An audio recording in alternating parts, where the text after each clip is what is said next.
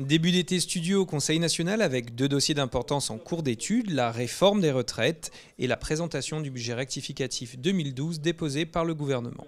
Au cours du point presse, le président du Conseil national est donc revenu sur le dossier des retraites en dressant le bilan des rencontres avec les différents partenaires sociaux. Je rappellerai que nous avons rencontré la Fédération patronale monégasque, l'Union des retraités et l'Union des syndicats de Monaco. C'est vrai que les positions des uns et des autres sont assez différentes et nous, ce qui nous intéressait, c'est de prendre des informations, de voir des manières d'aborder ces problèmes et ensuite de poser les questions qui nous semblent importantes au gouvernement pour essayer d'avancer dans ce texte de loi, dans l'optique de voter ce texte de loi. Suite à ces rencontres, le Conseil national a transmis au gouvernement une première liste de questions qui permettront à terme la mise en place de certains amendements. Une des premières pistes de réflexion, c'est par exemple de fixer les taux de cotisation dans la loi. C'est un argument que nous avions déjà utilisé lorsque nous avons voté la loi sur les droits de mutation. Il me paraît important de pouvoir préserver les prérogatives du Conseil national, de pouvoir réévaluer les besoins de modification de cotisation, ça c'est la première chose. Et la deuxième chose, c'est aussi de pouvoir donner des revenus rapides pour payer les retraites. Donc ce serait un des intérêts non négligeables de fixer des taux relativement conséquents, modificatifs de la cotisation. Le deuxième point que nous voulons aborder, et nous avons posé des questions au gouvernement, c'est la définition et le calcul d'une retraite minimale. Pour des salariés qui auraient cotisé pendant toute leur carrière à des taux très faibles, comme le SMIC, de garantir un revenu décent à la prise de retraite. Et pendant leur retraite, il faut que les gens puissent vivre avec les retraites qui seront servies. Donc c'est deux points qui sont importants à voir avec le gouvernement et on a posé des questions là-dessus. Le troisième point, si vous me permettez d'en dire un de plus, c'est par exemple l'évaluation du gouvernement de dire qu'il va y avoir 150 000 travailleurs en 2050 en principauté. Si on veut que le système perdure, c'est exactement ce qu'il faut d'après les études d'actuaires. Mais comment va-t-on faire au point de vue du transport, au point de vue de leur possibilité de travail en principauté, quand on sait qu'on a déjà des problèmes de transport avec 45 000 personnes aujourd'hui, et ça c'est du réel et du concret que tous les gens peuvent constater tous les jours, comment va-t-on faire quand il y aura 150 000 personnes? Comment va-t-on construire des bureaux ou des surfaces de travail pour 150 000 personnes? C'est aussi des interrogations qui nous viennent à l'esprit et que nous avons demandé au gouvernement. Voilà, en gros, ce sont déjà 3 points importants qui sont sortis des discussions avec les partenaires sociaux. Votre réflexion vise donc à garantir une certaine sécurité juridique et sociale tant aux entreprises qu'aux salariés. Effectivement, je crois qu'il faut offrir aux entreprises aujourd'hui, aux salariés d'aujourd'hui, mais aussi aux salariés de demain et aux entreprises qui voudraient venir s'installer, effectivement une sécurité juridique, un texte de loi clair et précis, une sécurité sociale pour savoir que les retraites seront servies, les cotisations seront bien précises dès le départ. Je crois que ça, c'est des points très importants.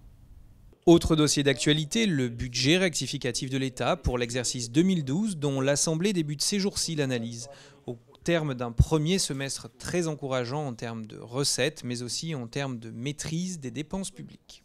Il est vrai que ces dernières années, la crise a obligé le gouvernement à faire des arbitrages sévères sur le budget rectificatif par rapport aux prévisions primitives. Cette année, les prévisions se révélant beaucoup plus exactes et la crise moins sévère, le budget rectificatif représente effectivement un simple ajustement en fonction de certains impératifs économiques et notamment une amélioration des recettes de plus 3%. Selon les prévisions du budget rectificatif, et si on exclut les 40 millions de provisions pour l'hôpital, le budget ordinaire sera en excédent de 5 millions à la fin de l'année.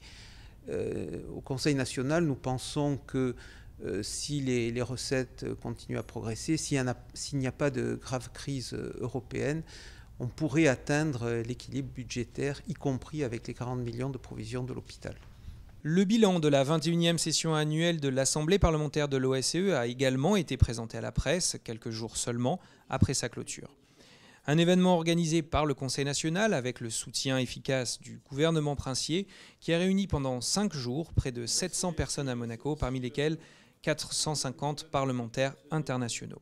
Monaco a été choisi parce que la délégation monégasque s'est fortement impliquée depuis de nombreuses années au sein de l'organisation.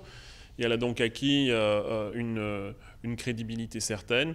D'autre part, Monaco a été reconnu pour l'excellence de son accueil, de ses compétences en matière de congrès, et aussi pour la crédibilité attachée à l'action de son Parlement, le Conseil national, qui a su convaincre les 56 États membres de venir nous retrouver ici sur les bords de la Méditerranée. Les retombées sont d'ordre divers. Déjà, les délégations de 54 États membres sur 56, et là nous battons un record d'assistance, puisqu'on n'a jamais eu autant de pays représentés.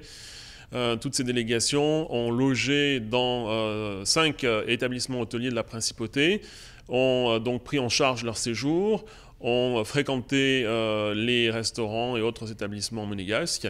Ça concerne la partie, je dirais, de retombées économiques. En matière politique, cet événement replace indubitablement la Principauté sur l'échiquier géopolitique européen, puisque dans le cadre de cette conférence, ont pu donc être abordés différents sujets d'importance qui concernent à la fois les relations avec la Russie, qui concernent le bassin méditerranéen, notamment l'évolution des révolutions dans le monde arabe. Et c'est aussi bien sûr une caisse de résonance particulièrement écoutée, puisque le sénateur McCain a fait le déplacement des États-Unis pour venir justement s'exprimer dans le cadre de la conférence de l'OSCE à Monaco. Donc des retombées certainement qui placent Monaco au-delà de sa renommée pour les people et pour le soleil de la Côte d'Azur, et qui la place sur la chambre politique internationale. Au terme de ce dernier point presse avant les vacances estivales, le président Robillon a donné rendez-vous aux journalistes début septembre pour découvrir le nouveau siège du Conseil national, dont le déménagement se déroulera à partir du 28 juillet prochain.